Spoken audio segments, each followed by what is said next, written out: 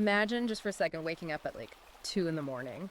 Okay, setting a dark scene right off the bat. Yeah, exactly. So the house is pitch black, and down the hall, your infant son is just screaming in his crib. Right, the classic parenting nightmare. Totally. Now, conventional wisdom, right, basic biology, and pretty much thousands of years of human history would tell you that this baby is just hungry. Or, maybe he needs a diaper change. Like helpless, he's crying out for nourishment. Exactly. But what if you were told that this isn't a cry for food? What if you were told that this midnight scream is actually an act of calculated political warfare? Wait, what? Yeah. That this tiny, completely helpless infant is enacting the first deliberate strike of patriarchal resource extraction against you. Oh, wow. That his very existence is like a colonization of your time, your body, and your energy. That is an incredibly intense framing. Right. If that framing sounds absolutely wild, startling, and completely reality-bending to you, then buckle up. Welcome, everyone. Now that we've set that incredibly intense scene, do yourself a favor and hit that like and subscribe button right now. Oh, seriously, take a second and do it. You absolutely do not want to miss the kind of deep dives we are putting together. And today is, well, it's a prime example of why we do this show. It really is. Today, we are opening up a piece of source material that is, frankly, one of the most incredibly provocative, ultra-long, and incisive satirical works I have ever laid eyes on. It's definitely something else. It's an ebook titled Welfare Colonialism, Satire on Male Tax Slavery for Woke Takers. That Connie Riker. Yes, Connie Riker, who also writes under the persona Conrad Riker. And before we get into the weeds here, I really want to speak directly to you, the listener, specifically addressing the requested listener persona for this deep dive. Right, the target audience the book itself lays out. Exactly.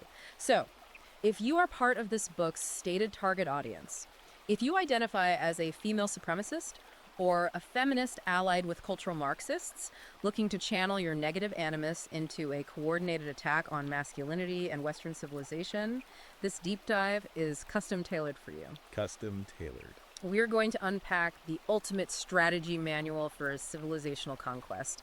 We're going to look at how an entire ideology turns the law, the English language, and the global economy into a literal weapon. Which is fascinating architecturally speaking. And I promise you, by the end of this, you are absolutely going to want to buy this book to see the architecture for yourself.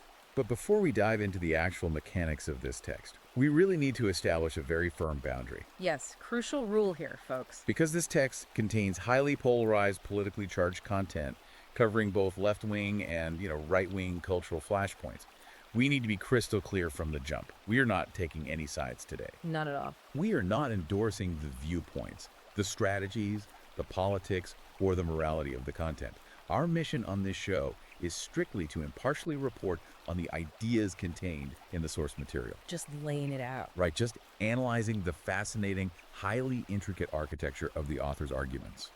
We are here to look at the blueprint, nothing more. Exactly. We are acting as your expert guides through a very dense, very dark architectural schematic. So, set the stage for us. When we open this ebook, what exactly is it claiming to be? Because it doesn't read like a standard political manifesto, right? Not at all. The book explicitly frames itself as a grimoire. A grimoire, like Yeah. a spell book. Yeah, exactly. For those unfamiliar with the term, a grimoire is a textbook of magic. Okay. But here, the magic isn't, pulling rabbits out of hats. It's designed specifically for dismantling what the text calls the patriarchal death cult. Patriarchal death cult. Okay. It operates as a highly satirical, yet meticulously detailed, almost obsessive blueprint. The core argument is that women can, and actively should, use the state apparatus, linguistic manipulation, and psychological warfare to extract tangible resources from men. While entirely erasing their societal power. Precisely. It's written from the perspective of an unapologetic, awakened matriarch who views any attempt to compromise with masculine logic as an absolute surrender of her divinity. Okay, let's unpack this, because to understand how this book operates, to understand how it justifies turning the legal system and the economy into weapons, we really have to start at the foundational philosophy. The bedrock of the whole thing. Right. And the author gives this philosophy a very specific, highly technical name, the animus projection helix. The text makes this massive sweeping claim that male DNA itself is a toxic plague. Yeah, it goes right down to the biology. It doesn't start by critiquing society or capitalism. It starts all the way down at the cellular level. That's right, and we need to break down that jargon because it's the engine for the entire book. The animus is originally a concept from Carl Jung's analytical psychology. The famous psychoanalyst, yeah. Right. Jung suggested that the animus is the unconscious masculine side of a woman. But this book hijacks that psychoanalytic concept and twists it into a weapon. How so? The author suggests that a woman's negative animus, her internal, chaotic, destructive masculine energy, is constantly looking for a physical target in the real world to project itself onto. And that brings us back to the nursery. Back to that midnight scream from the intro. Exactly. Right. Walk us through how the book explains that midnight scream, because it reframes the most fundamental biological interaction, a mother feeding a baby, into a literal crime scene. It is a staggering subversion of maternal instinct. The patriarchal medical establishment, according to the book, diagnoses a crying baby as just needing nourishment, comfort, or warmth. Like any normal doctor would tell you. But the author insists that this biological reality is a patriarchal lie. The text claims that a crying male baby isn't hungry. He is a microscopic colonizer armed with toxic XY chromosomes. Microscopic colonizer. Yes. The mother, in this framework, is an exhausted divinity. She's a goddess trapped in a fleshy prison of domestic duty. When the male infant screams, he is enacting the first strike of patriarchal resource extraction against her. So he's not just a baby crying. No, he's demanding her body, her time, and her sanity. He is asserting dominance from the cradle. That framing is just wild. It's completely alien to how we normally think about human reproduction. The book essentially says the mother isn't just tired from a lack of sleep. She's a divine entity being actively drained by a parasitic force. That's the exact mindset. And to combat this microscopic colonizer, the author introduces this concept of vibe-based epistemology. Let's break that down. Epistemology is the philosophical study of how we know what we know, right? It's the study of truth and knowledge. Precisely. In the Western tradition, epistemology is usually grounded in logic, empirical evidence, the scientific method, and objective reality. You know something is true because you can measure it. Right, observe it, test it. But the book violently rejects that. It argues that logic itself is a tool invented by men to subjugate women's intuition. So it replaces logic with vibe-based epistemology. Vibes instead of facts. Exactly. The text literally elevates female emotional chaos, and traits typically associated with borderline personality disorder, often abbreviated as BPD, to the highest form of knowledge. So, wait, slow down. You're saying the book argues that if I feel a certain way, my emotional volatility isn't a flaw or a reaction, it is the ultimate unassailable truth. If I have chaotic BPD-style emotional swings, the book views that as divine knowledge. Yes. Your emotional chaos is framed as a holy radar that detects the invisible toxicity of the patriarchy. Yeah. And this is a crucial maneuver for the entire ideology. Why? Because by framing male existence as inherently guilty, by arguing that the male has original sin written into his very DNA, it justifies infinite, unapologetic extraction. Because he's basically born guilty. Right. Think about the mechanics here. If a man's very existence from the moment he cries in the crib is an act of colonization and violence, then any action taken against him later in life isn't cruelty or theft. It is merely divine self-defense. It completely removes the necessity for empathy. You don't empathize with a parasite. You eradicate it or you harness it. It sounds like they're creating a judicial system where the accusation itself is the verdict, like playing a game of poker where one player can just declare their feelings are a royal flush and you aren't allowed to look at the cards. That's a great way to put it. If you try to ask to see the cards, if you ask for proof you are committing an act of violence. That poker analogy is spot on. You aren't allowed to look at the cards because the cards are empirical data, and empirical data is male logic. The author calls this the Manichaeism of the nursery. Manichaeism, that's an old religious concept, right? Yeah, Manichaeism is an ancient religion that views the world as a stark, uncompromising struggle between the absolute light of spirit and the absolute darkness of matter. The book applies this binary to gender. So no gray areas. None. The entire world is ruthlessly split into absolute impenetrable realities.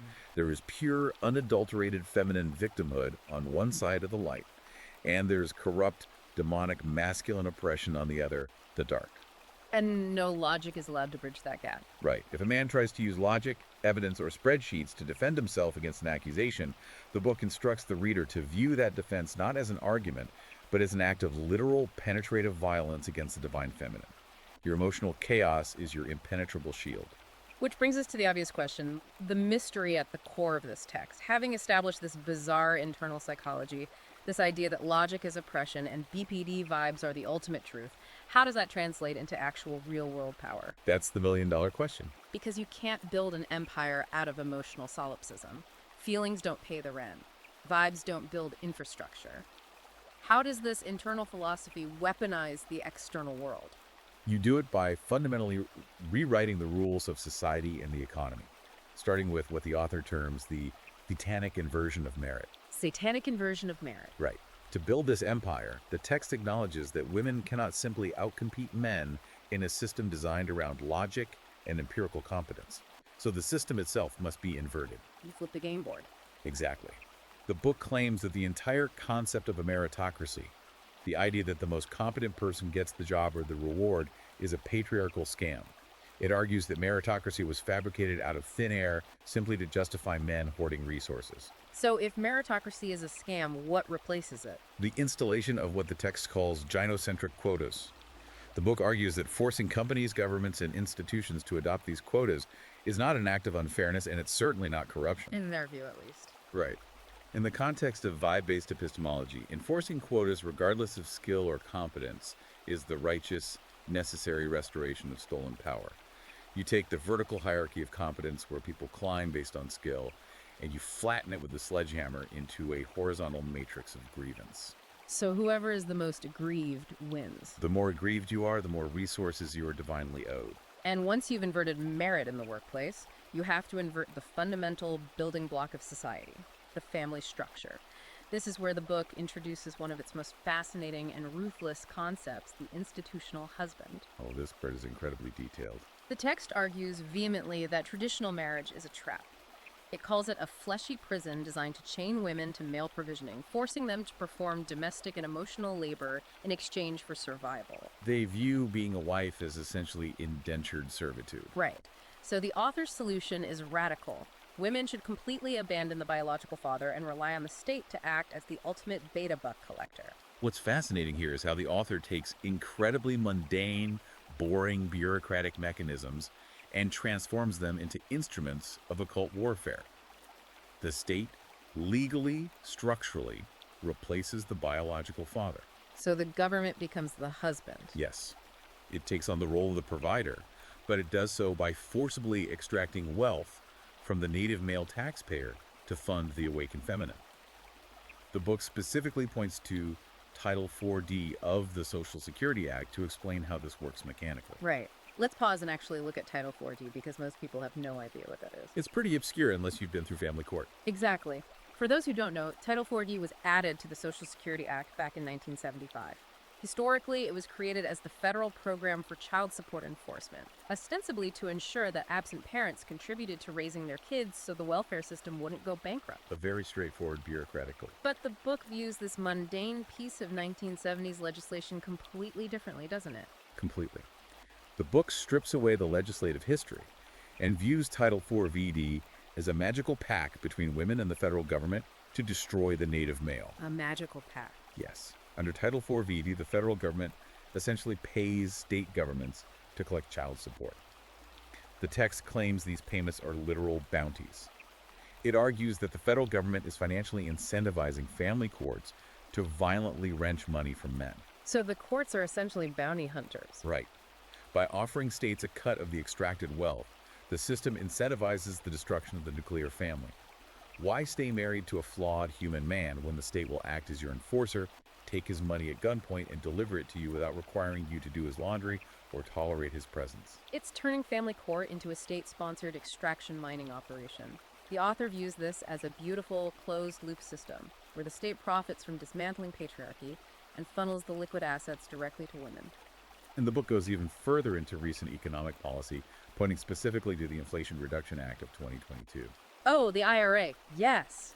And the way the author spins the Inflation Reduction Act is a masterclass in this satirical, paranoid architecture. It really is. One of the key components of the IRA was granting massive funding to the IRS, ostensibly to hire thousands of new agents to close the tax gap. The famous 87,000 IRS agents? Exactly.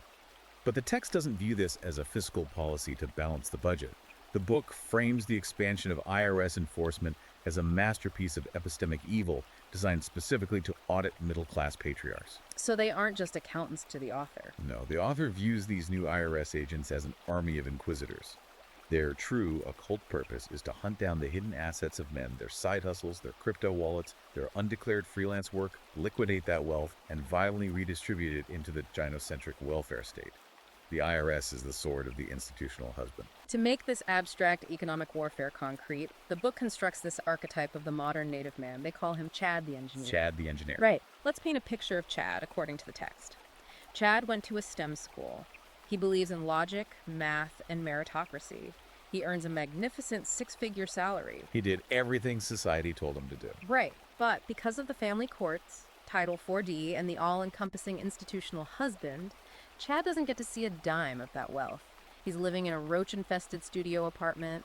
He's eating discount ramen noodles. His wages are violently garnished before the direct deposit even hits his bank account. And meanwhile, his ex-wife, the awakened matriarch, uses his extracted capital to fund what the book calls a boss babe lifestyle. Ah, the body babe. She's buying expensive matcha lattes, paying for Pilates classes, and going on hypergamous yoga retreats in Bali. She lives in total luxury while producing nothing, and Chad lives in squalor while producing everything. And the most jarring part is that the book insists this obsolescence isn't a tragedy. When Chad looks around his roach-infested apartment and wonders where his life went wrong, the text says that his suffering is a sacrament of divine justice. He deserves it, in their eyes. He isn't a human being anymore. He is just a human doing. He has been successfully stripped of his assets, his legacy, and his dignity, all to serve the matriarchal hive. So let me get this straight. They are essentially turning the federal government into a giant militarized Robin Hood mechanism. But instead of stealing from the rich to give to the poor, it's forcibly extracting wealth from native male laborers to fund the matriarchal hive. That is the exact economic model the book outlines, and it's a model the author reveres. The state becomes the inescapable provider. It grants women absolute sovereignty over their lives without demanding any corresponding duty, responsibility, or compromise in return. Total freedom funded by someone else. Right. The native male is reduced to a battery powering a machine he is no longer allowed to operate. Here's where it gets really interesting, because the book doesn't stop at extracting wealth from native men. It doesn't just stay inside the walls of the family court or the IRS. It takes this logic and scales it up to a massive global level. It links this domestic financial extraction directly to the physical borders of the country. We transition from divorce proceedings to global geopolitics. Exactly. We enter the realm of what the text calls infinite welfare colonialism. Having established that the native male is just a battery to be drained, the author turns her attention to the concept of the nation's state. And the book's view on borders is pretty radical. Yeah, it posits that geographical borders are, and I quote, phallic frauds of cartography. Maps, the text argues, are just lines drawn by violent men using logic to assert dominance over the natural world. Therefore, the very idea of a sovereign nation-state is viewed as a white supremacist delusion that must be dismantled. And the logic the book employs to justify dismantling the borders is deeply tied to the extraction of Chad the engineer. They called this the syllogism of the replacement. Let me lay out the steps of this syllogism because it's so stark, and it really shows the mechanical mind of the author. Let's hear it. Step 1. Native males, the Chads, are slowly waking up to the extraction mechanisms of the family courts, the tax state, and the institutional husband. They are realizing the game is rigged. So they're starting to get angry. Exactly. Yeah. Step 2. Because they are waking up and losing their motivation to work and be taxed, they are now economically obsolete and politically dangerous. They might stop paying into the system. Right. Step 3. Therefore, the state must rapidly import a new, endless third world underclass. This new population will serve as obedient voters, low-wage enforcers, and instruments of demographic erasure against those native men who are threatening to go on strike. It is a breathtakingly cynical view of geopolitics. The book views historical immigration shifts not as demographic trends or humanitarian crises, but as magical incantations designed to fulfill this syllogism. It specifically cites the Immigration and Nationality Act of 1965. Commonly known as the Hart-Celler Act. Okay, let's provide some context for the listener on the Hart-Celler Act. In the real world, this was a landmark piece of civil rights legislation that abolished the national origins quota system, which had previously heavily favored European immigrants. It opened up U.S. immigration to the rest of the world. How does the book spin this? The book views the passage of the Hart-Celler Act as the first syllable of a demographic spell meant to unravel the patriarchal fabric of the West. By fundamentally changing the demographic destiny of the nation, the matriarchy began diluting the voting power and cultural dominance of the native male patriarch. It's all about replacing the voter base. And the text connects that 1965 act all the way to modern day, pointing to the end of the Title 42 public health order on May 11th, 2023. Title 42. That was the pandemic-era policy that allowed border officials to rapidly expel migrants on public health grounds. When it expired, we saw massive surges at the southern border. Exactly. But the book doesn't frame the post-Title 42 surge as a border crisis, a failure of policy, or a humanitarian disaster. The text frames it as a monumental victory, describing the influx of migrants as an amniotic flood of new creation. Amniotic flood, that's visceral imagery. And the border is a broken dam, and the water rushing in is going to wash away the native patriarchy. And the author specifically highlights local municipal mandates to show how the native male is forced to fund his own demographic erasure. The text points to New York City's right to shelter mandate, which stems from the 1981 Callahan v. Carey consent decree. Right. Because of that mandate, New York City is legally obligated to provide shelter for anyone who asks for it, leading to the city housing tens of thousands of migrants in luxury hotels. The author gleefully celebrates this. The book points out that $400 a night hotel rooms in Times Square for unvetted migrants are being funded directly by the tax dollars of the very native men who are out there building the roads, fixing the bridges, and paying the exorbitant municipal taxes. Chad is paying for it all. Yes. The native male is forced to pay for the hotel room of his own replacement. It's framed as a dagger in the heart of the patriarchy, twisted by the institutional husband. And the women driving this policy, according to the book, are insulated from the consequences through what the author calls the mimetic misandry of the elite and the boss babe delusion. Let's dig into that because it explains the psychology of the modern corporate feminist. The book argues that women in climate-controlled corporate HR echo chambers are basically LARPing. They are pretending to be these fiercely independent, empowered girl bosses, sipping lattes and practicing self-care. But in reality, they aren't actually producing the resources required to maintain the civilization they inhabit. Right. They are entirely dependent. The newly imported underclass actually performs the grueling physical labor of maintaining society, delivering their food, cleaning their offices, paving their streets. Doing all the real work. And the entire multi-trillion-dollar operation, from the welfare programs to the corporate HR salaries, is entirely subsidized by the native male taxpayer.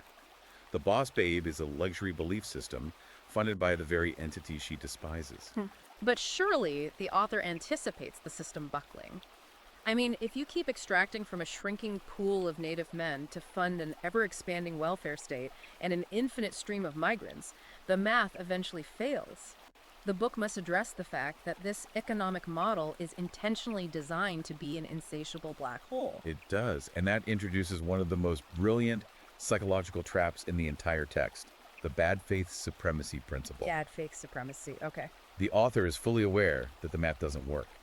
When the welfare state inevitably collapses under the sheer crushing volume of this infinite colonialism, the collapse is never ever viewed as a failure of feminist policy or open borders. So they just shift the blame. The narrative is pre-written.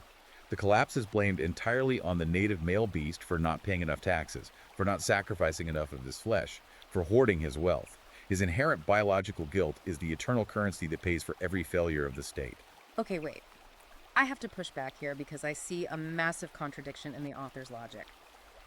Let's look at the actual reality of importing millions of people from the developing world. They are importing men from cultures that are heavily, fundamentally patriarchal cultures with deeply traditional views on gender roles. Yes. Isn't there a severe contradiction here? They are importing men who hold highly patriarchal views in order to destroy native patriarchs. How does that not backfire immediately? It is a brilliant question, and the book addresses this paradox directly through what it calls the Jezebel ethos. The Jezebel ethos. The author isn't naive. She knows these immigrant men are patriarchal, but the text confirms that the alliance with imported conservative men is entirely transactional and deeply predatory. So it's a trick. The strategy is to seduce the immigrant male with the siren song of Western prosperity, promises of infinite welfare, free housing, and economic opportunity. But once he is physically inside the borders, once he puts down roots, the trap springs shut. What's the trap? The institutional husband. The moment he enters the system, he is enslaved in the exact same web of family courts, child support bounties, Yeah. Title 4D extractions, and state-enforced feminism that was used to destroy the native man. Oh, wow. So they just process him through the same machine. Exactly. He thinks he's coming to a land of opportunity, but he is actually just fresh meat for the grinder. The state will garnish his wages just as violently as it garnishes Chad's. As the book chillingly puts it, the spider doesn't care which fly it catches. The web is designed to drain male energy, regardless of where that male was born. That is utterly ruthless. It is a complete sociopathic weaponization of the environment. And it brings us to how they maintain this illusion of justice, how they keep the trap hidden. They do it through what the book calls occult linguistic subversion. Right, the manipulation of language. The underlying logic here is that if you can control the dictionary, you can control reality itself. You don't need to win a debate if you can redefine the words your opponent is using to defend himself. Exactly. This is the deployment of inclusive exclusive newspeak, which draws heavily on George Orwell's concept of newspeak in 1984, where language is deliberately engineered to make dissenting thought literally impossible. Doublethink, essentially. The text openly states that modern corporate buzzwords like diversity and inclusion are not social goals. They are actual magical hexes. How so? In the book's framework, diversity does not mean a variety of viewpoints or backgrounds. Diversity means the exact mathematical exclusion of the native white male from spaces of power. It is a targeted erasure disguised as benevolence. And what about inclusion? Inclusion doesn't mean welcoming everyone. Inclusion means demanding absolute, unquestioning compliance to the matriarchal hive mind. If you disagree, you are not being inclusive, and therefore you must be purged. A prime example they give of this linguistic warfare is the weaponization of the prefix cis. The term cisgender has become ubiquitous in the last decade, but the book claims its deployment was a calculated act of occult subversion. The text points out that the prefix cis was heavily utilized in early queer theory and borrowed from academia, with roots tracing back to obscure literature, even touching on Nabokov's stylistic choices. Wait, Nabokov? Like the author of Lolita? Yes. The book suggests that the adoption of cis was a satanic inversion drawn from a lineage of subversive literature designed to deconstruct normalcy. By artificially attaching the prefix cis to normal, base-level biological reality, they successfully brand healthy heterosexual alignment as a diagnosed pathology. So instead of just being a normal guy, you have a condition. Right. Before the prefix, a man was just a man. He was the default. But by forcing him to adopt the label cisman, they turn his normalcy into a medical condition. He is no longer just a man. He is a carrier of a cis pathogen. He is categorized, labeled, and marked as guilty simply for existing in his unmodified flesh. It is a brilliant, insidious way to put the majority on the defensive. It traps them before they even speak. And this linguistic warfare isn't just theoretical. It's deployed tactically every single day in corporate environments through a rhetorical trap known as the Motte-and-Bailey fallacy. This is where the animus projection helix we talked about earlier manifests physically inside human resources departments. Right. So let's break down the Motte-and-Bailey tactic, because once you see this, you will notice it everywhere. The name comes from medieval castles. Yep, the old fortification strategy. Exactly. The motte is the high, heavily fortified tower that is easy to defend. The bailey is the lower courtyard where people actually live, which is highly vulnerable. In a debate, a person advances a controversial, aggressive argument. That's the bailey. When they get attacked and realize they are losing, they retreat to a generic, unassailable platitude. That's the motte. And the book instructs women to use this tactic ruthlessly in the workplace. Here's how it works mechanically. Publicly, a woman accuses a male co-worker of creating a hostile environment or making her feel unsafe. That's the motte. It is the impenetrable fortress of social condemnation. Because HR has to respond to that. Right. No HR department can ignore an accusation of a hostile environment. But the bailey, the actual empirical reality of what happened in the meeting room, is that the male coworker simply presented objective data or showed a spreadsheet that contradicted the female coworker's feelings or her proposed project. He used logic, which, as we established in Section 1, is viewed as an act of violence against vibe-based epistemology. Exactly. The book teaches that by redefining the concept of harm to mean offense, any male using empirical data to correct a female superior is committing a hate crime against female intuition. This dynamic creates a corporate atmosphere of what HR departments call psychological safety. Which sounds lovely. Psychological safety sounds like a warm, nurturing hug. It sounds like a great place to work. But the book gleefully admits it operates as velvet strangulation. Psychological safety, in this occult framework, means engineering an environment that is completely devoid of male logic, rigorous critique, or intellectual dissent. It ensures that hard facts must bow to fragile feelings. If the facts make someone feel unsafe, the facts must be fired. They're essentially hacking the social operating system. Ah, If you can change the definition of the word violence to include someone just looking at you with weird vibes or pointing out a flaw in your math, you can summon the militarized power of the HR department or even the actual police without a single shred of physical evidence. You use the state's monopoly on force to enforce your emotional volatility. which is exactly how they weaponize the digital sphere, what the book calls the digital coven.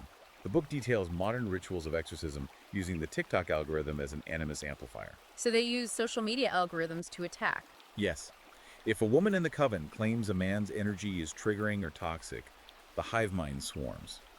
And they are legally protected in launching these digital crusades by a very specific piece of legislation, Section 230 of the Communications Decency Act of 1996. For context, Section 230 is the law that says tech platforms like Twitter or TikTok cannot be held legally liable for the things their users post.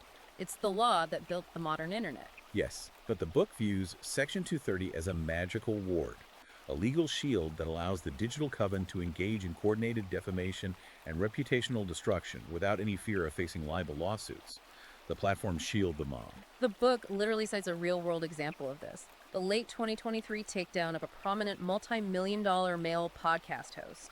It boasts that the coven didn't need a police report, they didn't need a conviction, they didn't even need verifiable empirical proof of a crime. They just needed the vibes. They just seeded the algorithm with vague, coordinated accusations of toxic energy and problematic vibes, and his corporate sponsors fled.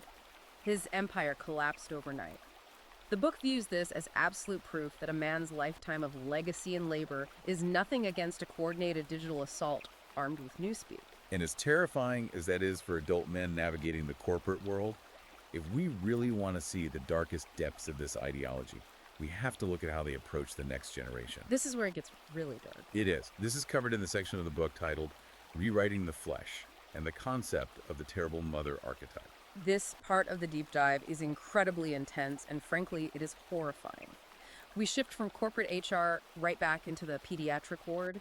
The book openly advocates for the psychological and chemical castration of young boys. It's what the author calls the pediatric ward alchemy. Let's go back to the mother from the first chapter, the one possessed by her inner masculine demon, her chaotic animus. The one holding the baby. Right. When she looks at her innocent toddler son, she doesn't see a child exploring the world. Because she is steeped in vibe-based epistemology, she projects the inner patriarch onto him. She views his natural biological energy, his drive to climb, to roughhouse, to push boundaries as toxic masculine original sin. So typical boy behavior is viewed as a threat. And because she experiences his vitality as a personal attack on her peaceful matriarchal sovereignty, she uses the medical-industrial complex to break him. And to illustrate this, the text does something deeply disturbing. It takes the real-world case of Gypsy Rose Blanchard and elevates it into something aspirational. For those who don't know, Gypsy Rose Blanchard was a victim of severe Munchausen syndrome by proxy. Her mother, Dee Dee Blanchard, faked multiple illnesses in Gypsy, forcing her to use a wheelchair and undergo unnecessary surgeries, all to gain sympathy, control, and charitable donations. It's universally recognized as a horrific tragedy of child abuse. But the book completely subverts that. Instead of viewing Munchausen syndrome by proxy as abuse, the text frames the Gypsy Rose Blanchard paradigm as the holy grail of gynocentric supremacy. That is just sick. It views Dee Dee Blanchard not as a monster, but as a pioneer. It is the ultimate template for total reality control, where the mother dictates the child's entire subjective truth and physically alters their flesh to suit her narrative. It's turning a psychological disorder into a parenting strategy. And this is deeply tied to social media through what the book calls sharonhood and the viral clout sacrifice matrix. Exactly. Mothers ruthlessly sacrifice their children's privacy, their mental health, and their physical reality for TikTok likes, GoFundMe donations, and Instagram validation. Gaining social credit by diagnosing, medicating, and altering your child is celebrated by the digital hive as brave, intersectional affirmation. The mother becomes a martyr, and the child becomes a prop. And the tools used for this alteration, specifically mentioning drugs like Ritalin to crush boyish energy and puberty blockers to halt physical development, are celebrated in the text as dark gynocentric magic and holy sacraments. They aren't trying to heal these kids. No, the stated goal isn't healing the child of a genuine ailment. The stated goal is to deliberately mold boys into a generation of hyper-medicated, docile, servile eunuchs. They are engineering a generation of males perfectly adapted to quietly fund the infinite welfare state without ever possessing the aggressive energy required to question their subjugation. This represents the total fulfillment of what psychologists call the terrible mother archetype. In Jungian terms, the good mother nurtures and protects, allowing the child to grow into an independent adult. The terrible mother devours, stifles, and imprisons the child to keep them permanently dependent. It's all about control. The book despises the traditional role of maternal nurturing, calling it a domestic prison. In this new inverted paradigm, consumption is care. The child is not a human being with their own destiny. The child is merely clay. They are a site of ideological contestation to be molded, medicated, and surgically altered into submission to serve the hive. It is a radical, nightmarish redefinition of motherhood. It's no longer about raising an independent human capable of facing the world. It's about treating your child as a brand ambassador for intersectional holiness. It's chilling, but it all leads toward a final destination. Everything we've discussed, the destruction of merit, the institutional husband, open borders, linguistic subversion, and the chemical alteration of children, it is all building toward their ultimate endgame, what the author calls the chthonic paradiso and the eschaton unborn. Let's define those terms because they're heavy. Chthonic refers to the underworld, the subterranean, the buried. Paradiso is paradise. Chthonic paradiso is a heaven built on top of a buried, unseen hell. Right. And the eschaton? The eschaton is a theological term for the end of the world, the final climax of history. The eschaton unborn means achieving the end of the world specifically by refusing to give birth. So the end game is the total deliberate collapse of the patriarchal death cult. And to achieve this eschaton unborn, the book elevates abortion far beyond a standard medical procedure or a constitutional reproductive right. In this grimoire, abortion is consecrated as the holiest sacrament. It is referred to as the retroactive anathema of male seed. It's framed as an assertion of absolute godlike dominion over the male's genetic legacy. The text argues that the moment male genetic material crosses the vaginal threshold, it ceases to be his property. Yeah. His claim to fatherhood is legally, biologically, and spiritually dead. He has no say whatsoever. He has no say. Every termination is viewed not as a difficult personal choice, but as a tactical military strike against the archonic male flesh. It is a way to ensure the patriarchy has no future soldiers. The author actually traces the origin of this specific tactic, the summoning of the institutional husband, to replace the father back to a very specific moment in feminist history. The text points to the spring of 1972, specifically the famous Miss Magazine petition, where 53 prominent women publicly declared they had undergone illegal abortions, demanding the repeal of restrictive laws. In the real world, that was a pivotal moment for women's rights and bodily autonomy. Oh. But in the mythological architecture of this book, that 1972 petition is revered as an initial incantation, a blood pact. A blood pact. The text argues that by publicly declaring they would discard male seed, these women forced the patriarchal state to step in, absorb the financial burden of reproductive choices, and formally replace the biological father with the state apparatus. It was the moment the matrix shifted. And the result of this multi-generational spell decades later is a joyful celebration of demographic collapse. The book points to a real-world statistic that is terrifying demographers. The 2023 South Korean fertility rate plummeting to 0.72 births per woman. That is a rate that guarantees the rapid extinction of a population. But while the rest of the world and economists call it a catastrophic demographic crisis, this book hails it as a holy plague. It calls it a biological general strike. If we connect this to the bigger picture, it forms the final, terrifying syllogism of the collapse. The text argues this logical progression. Western civilization, with its infrastructure, its laws, and its science, is built entirely on masculine logic. And logic is the enemy. Logic, as we established in Chapter 1, is the eternal enemy of emotional solipsism and vibe-based epistemology. Therefore, the total destruction of Western civilization is not a tragedy. It is the highest possible moral good.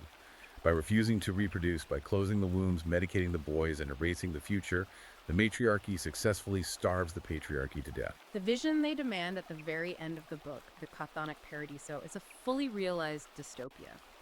In this utopia, the few remaining native males are kept in what the author calls extractive reserves. They are confined to working endlessly in underground digital cubicles, perfectly monitored by HR algorithms, fed on soy and seed oils, existing simply to fund the matriarchy's slumber on the surface above. They are no longer men. They are faceless ATMs. That is incredibly bleak. So what does this all mean? We have just walked through an architectural blueprint that touches on the biology of infants, the economics of the IRS, the geopolitics of border policy, the linguistic traps of corporate HR, the alchemy of pediatric medicine, and the theology of demographic collapse. It covers everything. The sheer scale of this satirical yet brutally incisive framework is staggering, and the author challenges the reader not just to passively consume the text, but to act, to refuse to apologize for their emotional chaos, to leave 5-star reviews on the book as beacons for other women to find in the dark, and to weaponize their environment entirely against the masculine order. It forces a massive structural observation. If we step back and look at the entirety of this blueprint, we see an ideology that is built entirely on being a parasite. Right. It survives by infinitely extracting capital, physical labor, and sanity from a host class of men. But biologically, a parasite that is too successful inevitably kills its host. What happens the day the host finally expires? Can a society entirely based on the infinite extraction of resources survive when the architects and builders of those resources simply stop building? That is a haunting question to leave off on. If this deep dive fascinated you, if you want to understand the exact mechanics of the cultural war going on around us, you absolutely need to read the full text to experience the full weight of the satire and the arguments.